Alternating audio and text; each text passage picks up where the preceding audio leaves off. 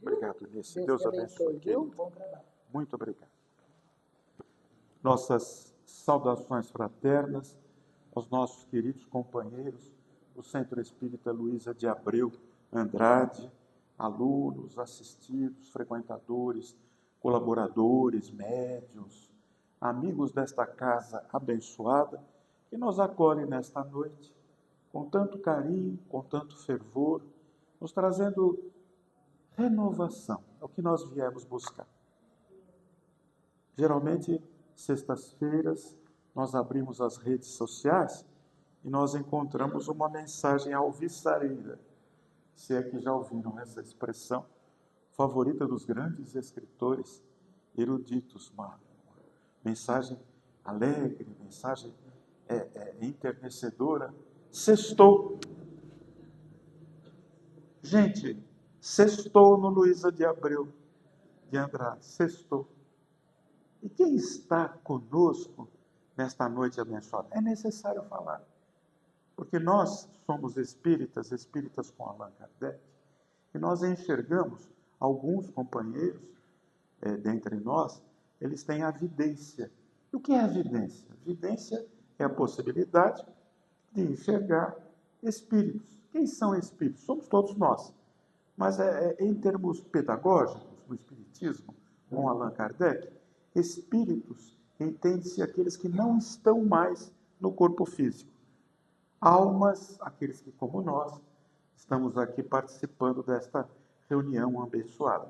Como nós dizemos assim, abençoado Espírito Emmanuel. A gente sabe que nós estamos nos referindo a uma entidade espiritual que não vive mais na Terra, num corpo físico como o nosso.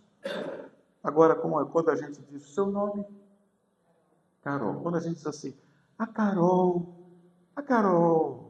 veio. A Carol é uma boa alma. A gente já sabe que ela está encarnada. Confere, Carol? Muito bem.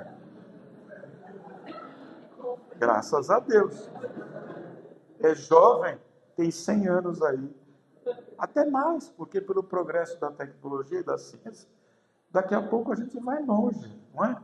Só que não é só a vida longa. É necessário qualidade de vida e também um certo rejuvenescimento nos aspectos faciais, o que ajuda também um pouquinho. Também a gente vai ficar Matusalém, vai assustar as pessoas que não nos conhecem.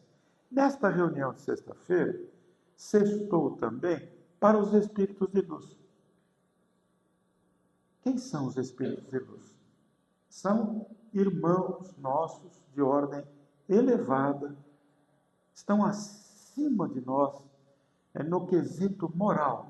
Já não são mais ciumentos, já não são mais intolerantes, já não são mais egoístas, já não são mais suvinas, já não fumam, já não bebem mesmo, porque encontram-se no mundo espiritual. São espíritos que estão moralmente e espiritualmente muito acima de nós.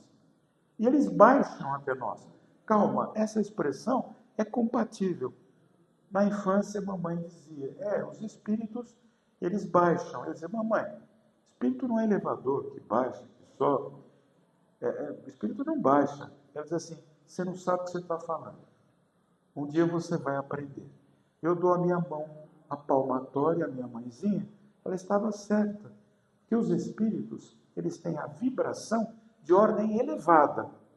E a nossa vibraçãozinha? Ah, meu Deus do céu, é tão rasteirinha, mas estou me referindo à sua sandalinha.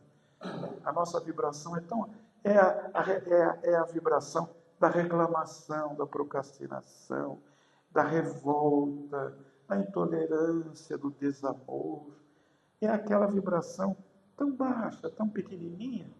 E nesta reunião espiritual, os espíritos estão aqui presentes, desejosos de nos transferir forças, inspiração, se necessário for, irão nos acompanhar no decorrer da semana.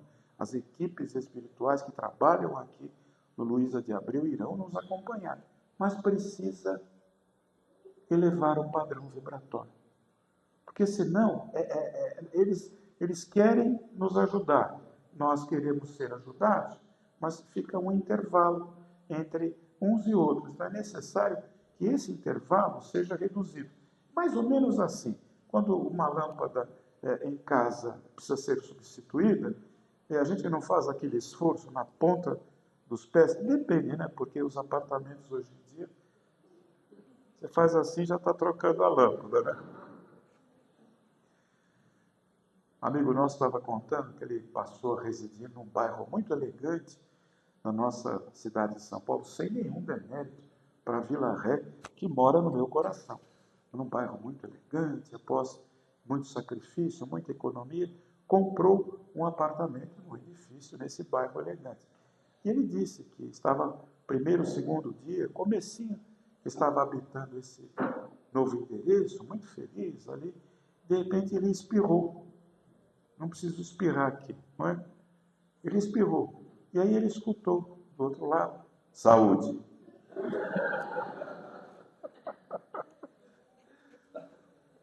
E no automatismo, porque nós somos assim, nós temos o automatismo do comportamento. No automatismo, no reflexo impensado, ele falou: obrigado. Aí, do outro lado, ouviu a voz: de nada. É um fenômeno pelas nossas construções modernas que permitem esse intercâmbio. Mas não é verdade isso. Intercâmbio entre os encarnados. Agora, se existe intercâmbio entre os encarnados nesses bairros elegantes, nessas construções tão chiques que são essas que estamos vendo, imagine o intercâmbio espiritual que existe nessa casa. Quando nós aqui comparecemos, nós estamos aqui em busca do passe, uma palavra de reconforto espiritual, um aconselhamento. Na palestra, buscamos um elemento que nos reative a esperança, a fé, que deve despertar dentro de nós. Mas o que nós, a maioria talvez não consiga ver, e os médiuns, alguns dos nossos médiuns, eles têm evidência, é a presença dos Espíritos entre nós, que já nos alcançaram por força da nossa vibração positiva, e nós todos estamos aqui esperançosos. A esperança é uma alavanca. O Espírito Emmanuel, em um de seus livros memoráveis, Ave Cristo, ele usa a expressão de esperança em esperança. De esperança em esperança, nós alcançaremos Jesus. E quando a gente chega nesta casa esperançoso, os Espíritos já estão mais próximos de nós e nós estamos mais próximos deles. Eles são realmente, a expressão tem seu valor, eles são realmente essa lâmpada, não é? Que se acende em nosso interior, em nosso consciente, e que nos dá um novo ânimo. Nós precisamos de ânimo, precisamos de forças espirituais, precisamos também, a gente precisa falar, é delicado, mas precisamos também afastar os espíritos que querem nos prejudicar. Na antiguidade, já se dizia: diga-me com quem anda e dir-te-ei quem és. É um filósofo da Grécia Antiga. Então a gente precisa tomar muito cuidado, porque de repente precisa falar, é delicado falar isso. Não se trata de um julgamento. Quem somos nós para julgar, se nem nosso Senhor Jesus Cristo julgou? Mas é preciso dizer, aquele cigarrinho, aquele charutinho, aquele narguilé, ele atrai espíritos viciosos, ele atrai. E vem aquela chusma de espíritos doentes. Eu não estou dizendo que são espíritos perversos, longe disso. São espíritos viciosos. A pessoa que tem um vício, necessariamente não é perversa. E o perverso pode ter nenhum vício e ser perverso. É uma característica da moral. Então, pelo cigarrinho, pelo tabaco, pelo narguilé, já vem aquela chusma de espíritos que fluidicamente, o espírito do Dr. André Luiz explica muito bem isso em vários de seus livros, por exemplo, Nosso Lar, Mecanismo da Mediunidade. Esses espíritos grudam na gente, grudam fluidicamente. E nós temos o corpo fluídico. que é o perispírito. Então, eles grudam na gente porque encontram um polo de interesse comum. Então, o sujeito quer fumar, o espírito quer usufruir da emanação fluídica do tabaco, ele gruda. E só que esses espíritos, eles são doentios.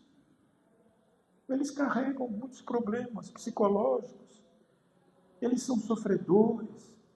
Eles são negativos. Eles desencarnaram. Veja que tristeza. Nós temos. O Chico nos ensinou a não julgar ninguém.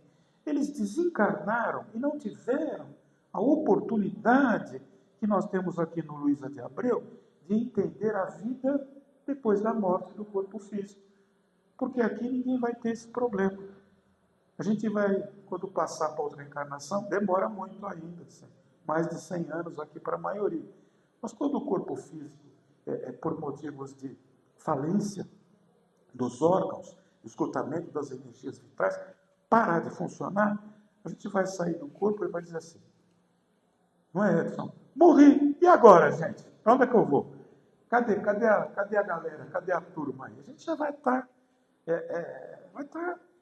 sem dúvida, preparado para o outro lado da vida. Não vai ficar chorando, não vai ficar socando. A gente vai dizer, bom, terminou uma fase, começa outra. Vamos ver agora como é que é. É como quando a gente chega num país que a gente não visitou, não é interessante? Ou uma cidade, ou um lugar. A gente fica curioso, fica feliz. Aquilo nos atrai, as novidades. Então, nós não teremos esse problema, certamente, porque nós já sabemos, a morte não existe. Leon Denis, grande estudioso, orador, escritor, pesquisador do Espiritismo, que estava preparado. Se porventura Allan Kardec tivesse alguma dificuldade, ele assumiria o lugar de Kardec para preparar a codificação espírita. Ele dizia assim, sempre, os mortos? Os mortos. Os mortos são os vivos dos céus. Nesse instante, aqueles que nós consideramos mortos, que são espíritos do bem, estão aqui entre nós. Os médiuns que têm a capacidade, a vidência. O Chico tinha a clarividência, que é muito mais do que evidência. E nós estamos muito longe disso. Quem somos nós perto da mediunidade do Chico Xavier? O Chico Xavier um dia estava conversando sozinho, sentado sozinho na primeira, logo que terminou a sessão, na comunhão espírita cristã, ele falava, agitava, e uma senhora disse, o Chico está ficando louco. E o Chico ouviu. O Chico não era daquela, que nós já vamos lá, não é? E ficando louco, ele estava conversando com o espírito. Só que essa senhora não viu, porque ela não tinha evidência. E o Chico tinha. E o Chico ouviu. Ele se virou para ela e disse assim, minha senhora, boa noite, tudo bem? Já vamos conversar, que eu estou um pouco ocupado aqui. É a sua vozinha que está aqui. É a dona Cleusa, que desencarnou já há muito tempo, está muito preocupada com a senhora, e aliás ela está lembrando da senhora aquele vestidinho de Chico que a senhora usava quando era criança, que ela chegou a guardar, que ainda está em seus guardados. A mulher começou a se desmanchar em choro, porque estava debochando do Chico, quando na verdade ele estava conversando com uma parente dela desencarnada para trazer a mensagem espiritual que se fazia necessária naquele instante. Certa vez também, é bom lembrar, falando de clarividência, que o Chico enxergava os desencarnados com a mesma qualidade, com a mesma visão que nós estamos nos enxergando, ele enxergava os espíritos desencarnados. Clarividência. E ele estava ali, conversando com uma senhora, e a senhora expôs um problema para ele. Uma senhora já idosa, muito educada, ela expôs um problema assim, uma complicação na vida dela. E ela disse, então, Chico, depois de muitos minutos, é como a gente, né? Conta o caos nosso, vai a fundo, né? E ela perguntou, Chico, seja sincero, tem solução? Chico coçou a cabecinha dele, estava de bonezinho, fez uma pergunta para ela. Me desculpe a pergunta, ele disse. A senhora é viva? A mulher gelou. Ela falou, Chico, eu estou encarnada. Eu estou aqui, estou viva, Chico. E ele disse, então tá bom. Então tem solução. Se tivesse desencarnada, não teria que reencarnar. Mas como a senhora está encarnada, tem solução. Sim, senhora. Tem solução para todos os nossos problemas, para todos os nossos sofrimentos. Não vamos chegar nesta casa e pedir para Dona Luísa de Abreu ou outros espíritos benfeitores, que são os anjos celestiais, que trabalham ao lado de Jesus para tirar o problema da nossa vida. Dona Luísa, tira aquela sogra do meu caminho que não dá mais. A senhora que é forte aí, tira ela do meu caminho. Dona Luísa não vai ouvir, nem outro espírito benfeitor. Porque nenhum espírito vai tirar a lição de casa das mãos do aluno do curso preparatório para a existência na Terra.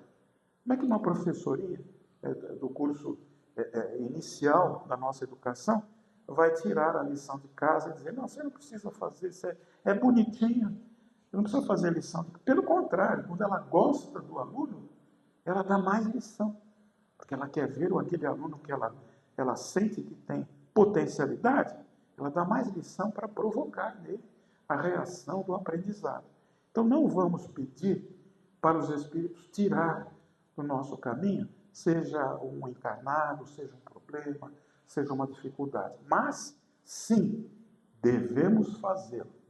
Vamos pedir aos espíritos benfeitores, ao Pai Celestial, a Jesus, aos espíritos que trabalham nesta casa, Dona Luísa, que nos dê forças e sustentação para enfrentar e vencer o problema. Pronto. Para enfrentar o problema, para vencer o problema. E tem outra também. Podemos pedir para amenizar, poucas pessoas sabem. Nós podemos pedir para amenizar o problema. De repente você tem que passar pela prova da privação da necessidade material durante 8 anos. Vamos lá. Então está na sua programação. Faz de conta, não estou aqui. Não quero vaticinar profeticamente nenhuma colocação.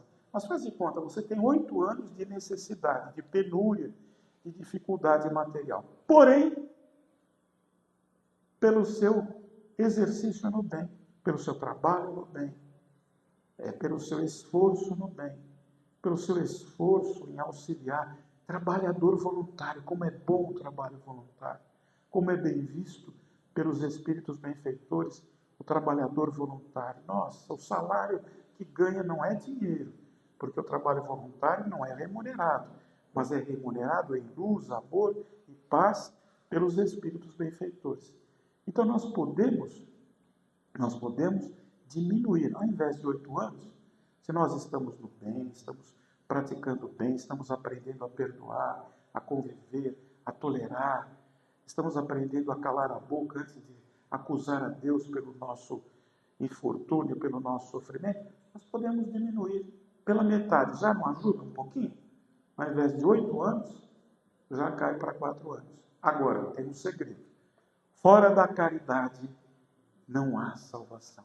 Que é o capítulo que nós vamos estudar esta semana, 15º capítulo deste livro abençoado, o Evangelho segundo o Espiritismo, de Allan Kardec. Tem um banco, não estou falando do Nubank, do Bradesco ou do Itaú. Tem um banco espiritual, celestial, onde cada pensamento bom, cada boa palavra e cada ação no bem é depositada em nossa conta bancária no Banco Celestial. Você ajudou alguém? Depósito no Banco Celestial em seu nome. Você perdoou aquela pessoa que te prejudicou, que te magoou? Depósito no banco. Você foi tolerante com aquela senhora tão idosa que conta a mesma história várias vezes, não é? Aliás, falando nisso, estava conversando em família, meus filhos me ouvindo respeitosamente, como aliás cabe aos filhos que são educados no Espiritismo, e estava a netinha também, de 8 anos. Estavam todos ouvindo. E eu disse, olha, eu vou contar para vocês o que aconteceu Comecei a contar, meus filhos atenciosamente me olhavam com um olhar assim muito respeitoso, e a minha netinha, ela já é uma outra geração. Ela respondeu: vô, você já contou essa história umas 3 vezes.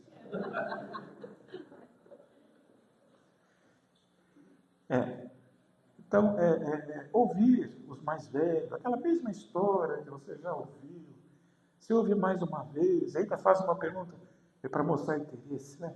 Diz assim, então, mas como é que foi o fim? O que deu nisso aí?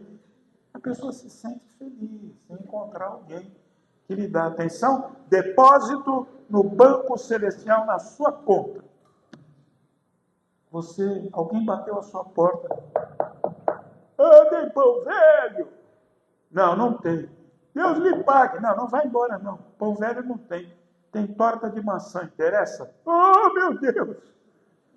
Aí você leva lá. A torta está inteirinha na geladeira. Você divide assim. Metade para mim, metade para o meu filho, metade para o outro filho. Depois divide. Sobra lá uma fatia substancial. Se arruma direitinho. Toma café! Ai, meu Deus, tem um cafezinho quente. Prepara o cafezinho, põe naquele copinho de isopor e leva para o pedinte que está na porta da sua casa. Bingo! Depósito no banco celestial. Aquela sua amiga, querida, que chega triste na segunda-feira para trabalhar, ela chega já arrasada, né? Você fala, bom dia, e ela diz, ai, meu Deus, outro dia, ai, não sei, ai, eu queria, não queria. Aí você diz assim, querida, você começa a conversar com ela, encontrando ali motivação, para que ela se liberte daquele sentimento negativo, e ela vai dizer para você, ai, graças a Deus que existem pessoas como você. Depósito no banco celestial. Olha, a sua conta está engordando, hein, gente? A conta vai engordando.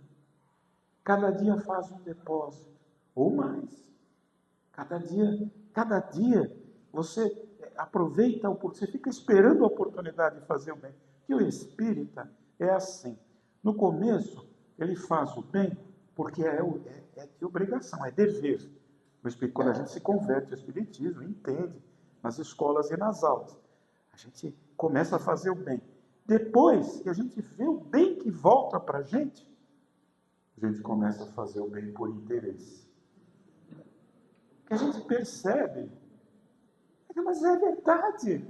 Trabalhadores da casa, estou dizendo alguma coisa em desacordo?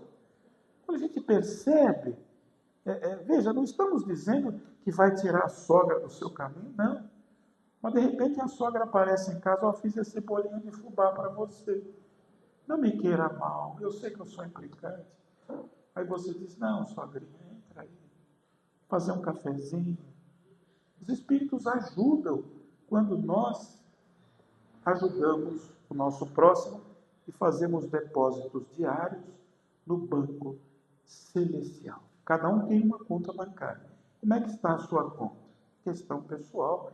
Cada um sabe qual é o seu saldo, não é?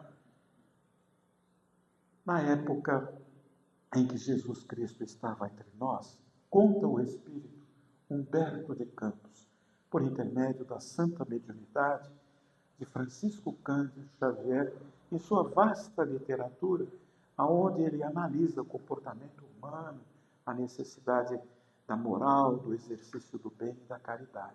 Conta que havia um homem na Palestina, muito rico, homem muito rico, muito rico. Não tinha família, não tinha filhos. Ele dizia, não, filhos, para que filhos? Os filhos querem o dinheiro dos pais, não quero filhos, não quero mulher, não quero ninguém. A mesa dele era uma mesa permanente de banquete. Ele vivia rodeado de bajuladores, de aduladores, porque um homem rico como ele, rico comerciante, aonde ele punha a mão já virava dinheiro. Tinha o dom de ganhar dinheiro. Egoísta, só pensava nele mesmo. Lhe agradava saber que aquelas pessoas que estavam ao seu lado o bajulavam, falavam elogios, ele se sentia bem com isso. Convidava a todos, todo dia, na hora do jantar, na sua casa, era uma hora de banquete. Banquete, realmente. Tinha tudo na mesa que o dinheiro pode comprar. E numa destas noites, conta o espírito Humberto de Campos, Os convidados, além dos alimentos, haviam abusado da bebida alcoólica. Estavam um deitado aqui, um jogado ali. O dono da casa também estava encostado num triclínio. O triclínio é uma espécie de móvel para repouso, que é uma herança dos romanos. O triclínio. Ele estava lá meio deitado, meio acordado, meio dormindo. Os próprios empregados tinham abusado da bebida. Então estava aquela cena triste. Comida jogada, os cães comendo a comida que estavam conseguindo tirar da mesa, e todos ali abandonados ao sono. Era uma noite fria. E eis que alguém bate a porta. Os empregados, derrubados pela bebida alcoólica, e insistentemente batia-se a porta. Daquele que se não era um palácio, mas era uma casa muito confortável, casa de gente rica daquela época. Insistentemente batem a porta quando o dono da casa, o homem corrupto, egoísta, vicioso, levanta e diz: mas esses vagabundos, e começa a chutar a cabeça dos empregados que estão desmaiados, porque tinham abusado do vinho que naquela época se consumia em larga escala. Aí ele vai até a porta, abre a porta, e antes que ele possa dizer alguma coisa, ele olha, é um casal de jovens, que carrega no colo uma criança, provavelmente dos seus 4, 5 anos, muito magrinha, e que estava ali meio semi-adormecida, e antes que ele diga alguma coisa, o pai daquela criança, o casal estava lá, o pai, ele se dirige ao homem e diz: meu amigo, meu bom homem, sei que és um homem muito rico, sei que tu podes nos ajudar. Eu vos peço, por piedade, por misericórdia, dá-nos algum alimento, nem para mim, nem para minha mulher, mas pelo meu pequenino filho. Estamos chegando aqui à cidade, vamos trabalhar a partir de amanhã cedo, mas eu preciso, nessa noite fria, dar algum alimento para o meu filhinho, que está com febre, precisa comer alguma coisa para que o corpo possa reagir.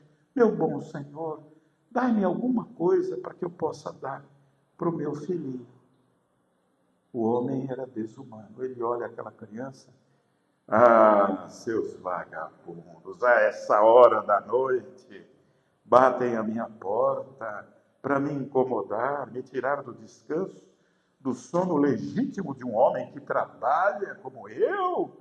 Saiam daqui antes que eu solte os meus cachorros. Nem adiantava, acho que os cachorros tinham bebido também, estavam tudo dormindo lá. Nem isso. O moço não se dá por vencido. Quem é pai, quem é mãe, faz tudo por um filho. Meu Senhor, eu vos peço humildemente, aceite as minhas desculpas por estar me incomodando. Não por mim, nem pela minha mulher, mas pelo meu filhinho.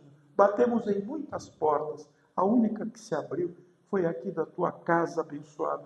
Dá-me algum alimento, qual seja o que for, que eu possa dar para o meu filhinho, que não come desde ontem, que está com febre, precisa de alimento para que a saúde possa reagir.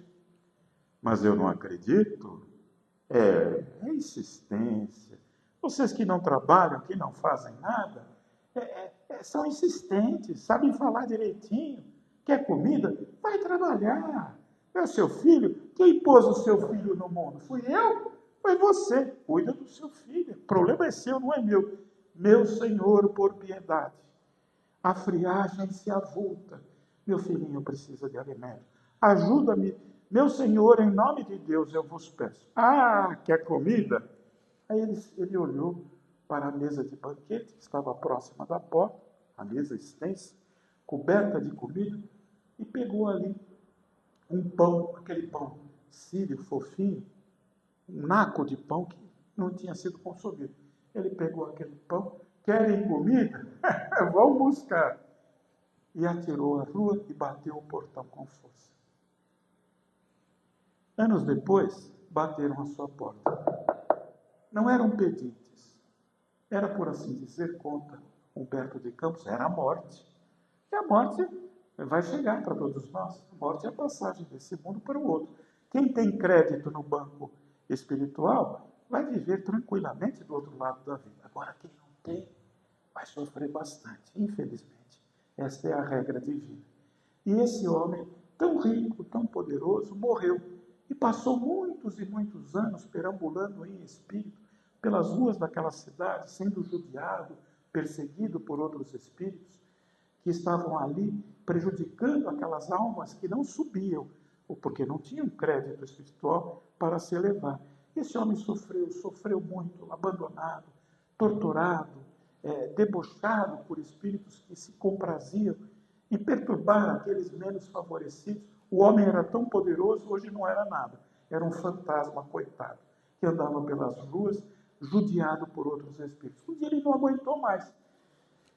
Ele se ajoelhou, se arrependeu. Disse: Senhor, meu Pai, Deus amado, errei. Não fiz nada de bom na minha vida, mas não aguento mais tanto sofrimento. Quando ele abriu os olhos, uma imensa luz se fez à sua frente. Ele olhou e viu uma entidade. Ele viu um espírito benfeitor. Ele disse: mas quem és? És um anjo do Senhor? E o espírito respondeu: não, eu sou alguém como você, que vim aqui para te ajudar pela caridade que você fez na terra. O homem olhou, porque ele já estava modificado por tanto sofrimento. Eu não fiz nenhuma caridade na terra. Há algum engano nisso. Viestes em busca da pessoa errada. Eu sou um pecador, fui um egoísta, fiz só maldade, não ajudei ninguém, só enganei, só roubei, só corrompi. Não é essa pessoa que estás à procura, anjo celestial. É sim, é você, disse o Espírito. Procura se esforçar e lembra-te da caridade que fizestes um dia. O homem, aquele, o egoísta, ele pensou, não lembrou de nenhuma caridade. Ele disse: não, eu me esforço, mas não me lembro de nenhuma. Pois então vou te ajudar. Um dia, um casal bateu à tua porta com uma criança quase desencarnando por falta de alimento. E graças à tua oferta, graças ao pão que destes àquele casal, esta criancinha, ela foi salva. Ela hoje é um homem muito forte, ela é um filho, graças àquele pão que você ofertou, essa criança foi salva e hoje essa criança é um trabalhador, prepara-se para a vida na terra. E ele disse: mas meu Deus do céu, e ele disse: sim, e graças a esta família, porque todas as noites na terra, antes do jantar, que é um jantar simples, são camponeses, eles fazem uma prece para quem? Para você. Eles pedem a Deus que Deus te abençoe, te ilumine os teus caminhos, porque foi graças a você que o filhinho não desencarnou naquela noite tão fria. O homem começou a chorar, se ajoelhou no chão, coberto de remorsos, e ele disse: meu Deus do céu, mas eu tenho remédio? Aí o Espírito disse: tem, você vai reencarnar. E ele respondeu: mas como eu vou reencarnar? Quem vai me aceitar na terra como filho? Nunca tive amigos, nunca tive família, nunca quis ninguém. Como é que alguém vai me aceitar como filho? E o Espírito benfeitor disse: aquele menino que você salvou há tantos anos, prepara-se para casar. E ele sempre é o primeiro a te abençoar, porque graças a ti ele está vivo e se prepara para ser um chefe de família.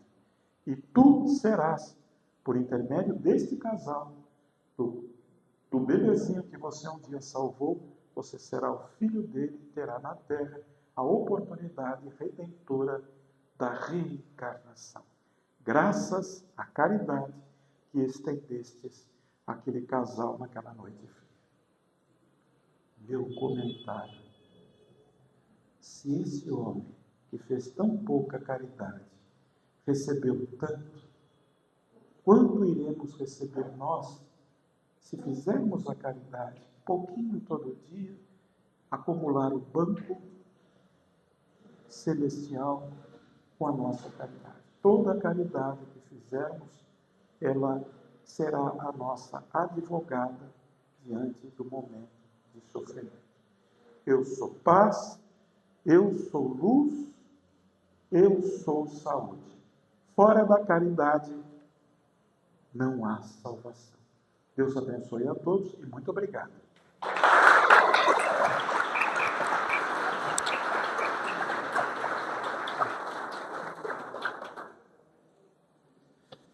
Pode esquecer de tirar.